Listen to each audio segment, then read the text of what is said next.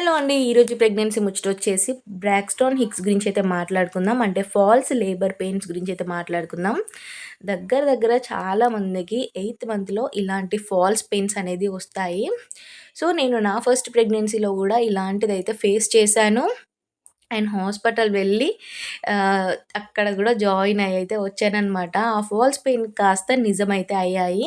So, falls pains ఎలా గుర్తించాలి, నిజంగా లేబర్ పెయిన్స్ ఎలా గుర్తించాలి అనేది నేను నెక్స్ట్ వీడియోలో అయితే పోస్ట్ చేస్తాను. సో, ఈ వీడియోలో వచ్చేసి అసలు ఫాల్స్ లేబర్ పెయిన్స్ ఎందుకొస్తాయి, అది కూడా 8థ్ మంత్‌లోనే చాలామందికి ఎందుకొస్తాయి అనే దాని గురించి అయితే ఇప్పుడు మాట్లాడుకుందాం.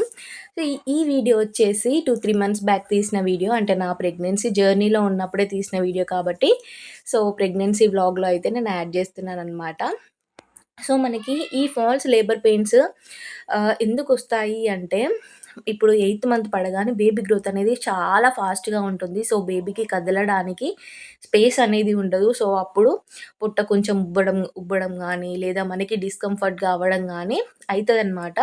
అండ్ చాలామందికి 8థ్ మంత్‌లో పెయిన్స్ కూడా వస్తాయి. అది కూడా మీరు గమనించుకోవాలి. అసలు ఫాల్స్ లేబర్ పెయిన్స్ ఏంటి, నిజం లేబర్ పెయిన్స్ ఏంటి అనేది నేను నెక్స్ట్ వీడియోలో పోస్ట్ చేస్తాను. ఎందుకంటే నేను ఫస్ట్ ప్రెగ్నెన్సీలో ఎక్స్‌పీరియన్స్ చేశాననమాట.